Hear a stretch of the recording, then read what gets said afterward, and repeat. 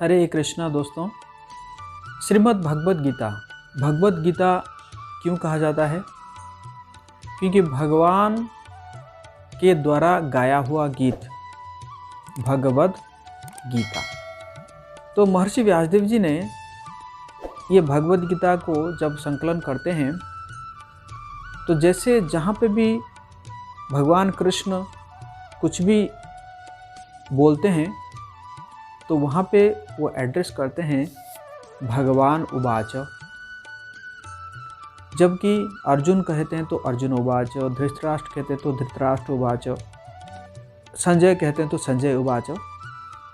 लेकिन जब भगवान कहते हैं तो वहाँ पे कृष्ण उवाच ना करके महर्षि व्यासदेव जी लिखते हैं भगवान उवाच, श्री भगवान उवाच। तो इसी प्रकार महर्षि व्यासदेव जी यहाँ पे स्थापित कर रहे हैं कि कृष्ण ही परम भगवान है।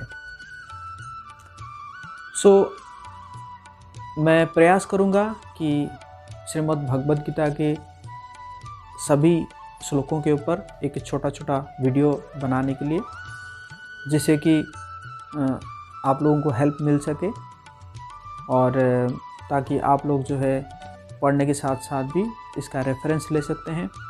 ये शिक्षा पूरी तरह श्रील प्रभुपाद जी के तात्पर्य और बाकी जो वैष्णवों का जो रियलाइजेशन है, जो भी मैंने सुना है, जो भी मैंने सीखा है, उसी के ऊपर ये बेस रहेगा।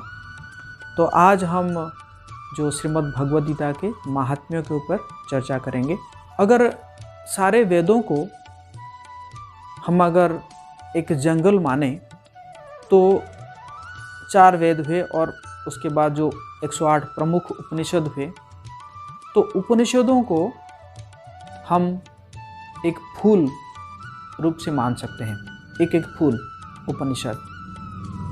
और उन फूलों को लेके जब हम एक माला बनाते हैं, एक गार्लेंड बनाते हैं, तो वो है श्रीमद् भगवद गीता, गीतो उपनिषद। श्रीमद् भगवद गीता को गीतो उपनिषद भी कहा जाता है। देखा जाए तो ये जो वेद है, ये वेद भगवान विष्णु के श्वास से निकली है। लेकिन श्रीमद् भगवद गीता जो है भगवान के मुख से निकली है। तो इसलिए इसका जो महात्म्य है वो बहुत श्रेष्ठ है। तो ये जो महात्म्य में हम पढ़ेंगे, एक एक करके महात्म्य हम पढ़ेंगे। सबसे पहले कहा जा रहा है गीताध्ययनशीलस्य प्राणायाम परस्य च नैव सन्ति हि पापानि पूर्वजन्म कृतानि च। यदि कोई भगवद गीता को निष्ठा एवं गंभीरता के साथ पढ़ता है तो भगवान की कृपा से उसके सारे पूर्व दुष्कर्मों के फलों का उस पर कोई प्रभाव नहीं पड़ता। तो अगर कोई पढ़ता है इसको तो उसके पूर्व जो जितना भी उसने दुष्कर्म किया है उसके जो फलों का उस पर कोई प्रभाव नहीं पड़ता। और फिर कहा जा रहा है कि गीता शास्त्रमिदं पुण्यम पठेत प्रयतः पुमान। यदि कोई भगवद गीता के उपदेशों का पालन करे तो वो जीवन के दुखों तथा चिंताओं से मुक्त हो सकता है। भय शोकादि वर्जितः, वो इस जीवन में सारे भय से मुक्त हो जाएगा और उसका अगला जीवन आध्यात्मिक होगा। सभी के मन में भय रहता है इस संसार में, तो वो अभय हो जाएगा जब ये जो है भगवद गीता को वो पढ़ेगा और अपने जीवन में उतारेगा।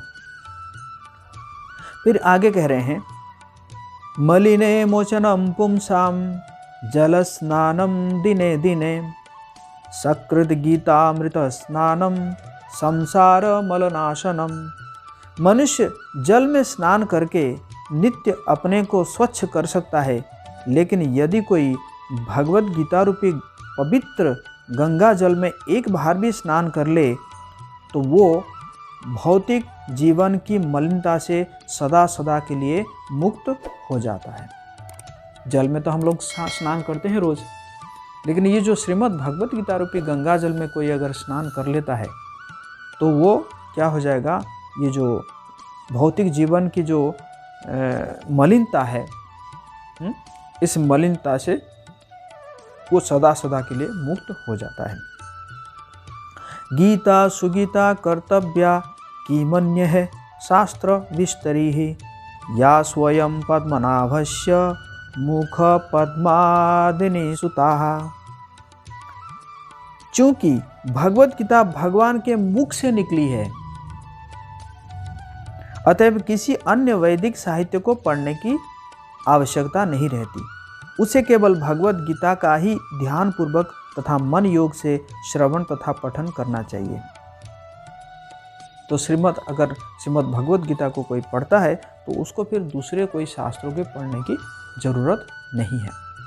उसी प्रकार भारतामृत सर्वस्यम विष्णु वक्त्रादिनि श्रुतम, गीता गंगोदकम पीत्वा पुनर्जन्म न विद्यते। जो गंगा जल पीता है वो मुक्ति प्राप्ति करता है। जो गंगा जल पीता है वो मुक्ति प्राप्त करता है। अतएव उसके लिए क्या कहा जाए जो भगवत गीता का अमृत पान करता हो। भगवत गीता महाभारत का अमृत है और इससे भगवान कृष्ण ने स्वयं सुनाया है। तो भगवत गीता जो है क्या है, महाभारत का अमृत है। और गंगा जल कोई अगर पीता है तो वो मुक्त हो जाता है। तो भगवत गीता रूपी गंगा जल का अगर कोई पान करता है तो उसका क्या कहा जाए, उसका किस प्रकार का उसको मुक्ति होगा। और भगवत गीता भगवान के मुख से निकली है और गंगा जो है भगवान के चरण कमलों से निकली है। और निसंदेह भगवान के मुख तथा चरणों में कोई अंतर नहीं है, लेकिन निष्पक्ष अध्ययन से हम पाएंगे कि भगवत गीता गंगा जल की अपेक्षा अधिक महत्वपूर्ण है। तो इसी प्रकार सर्व उपनिषद गावो दुग्धा गोपालनंदनः पार्थो वत्सः सुधीर्भोक्ता दुग्धम गीतामृतम महत्।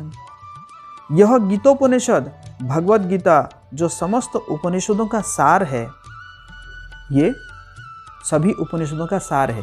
गीतोपनिषद गाय के तुल्य है, भगवत गीता गाय के तुल्य है। और ग्वाल बाल के रूप में विख्यात भगवान कृष्ण इस गाय को दूह रहे हैं।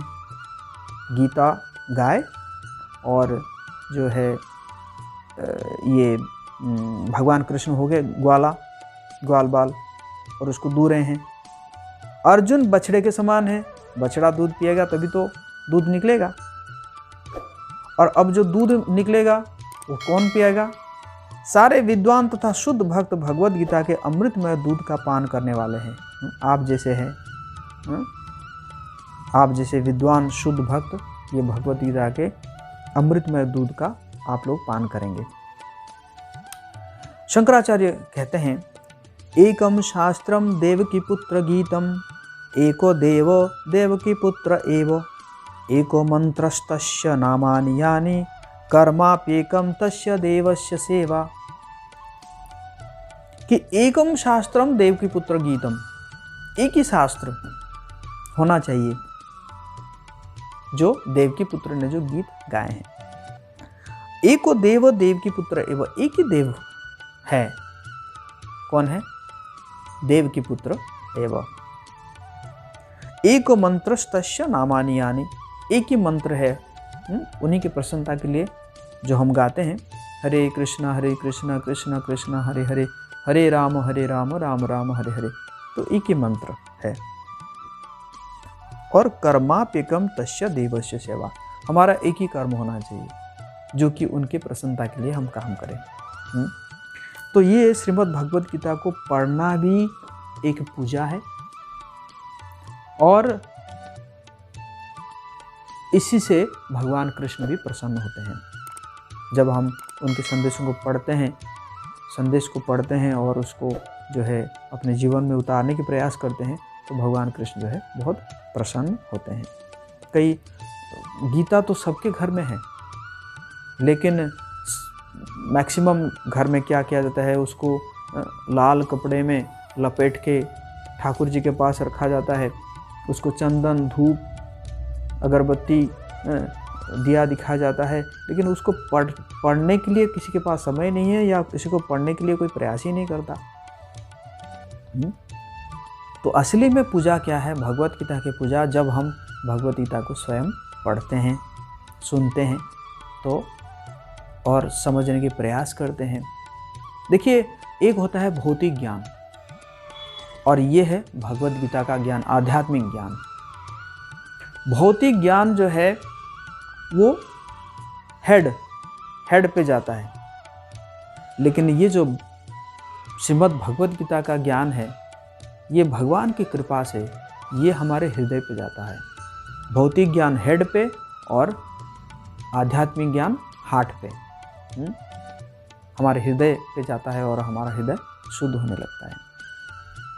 तो अगली बार अगला वीडियो में हम पहला अध्याय से जो भी महत्वपूर्ण श्लोकों का हम चर्चा करेंगे और धीरे धीरे हम प्रयास करेंगे कि सारे जो 700 श्लोक है उसके ऊपर हम वीडियो बनाएं। हरे कृष्णा।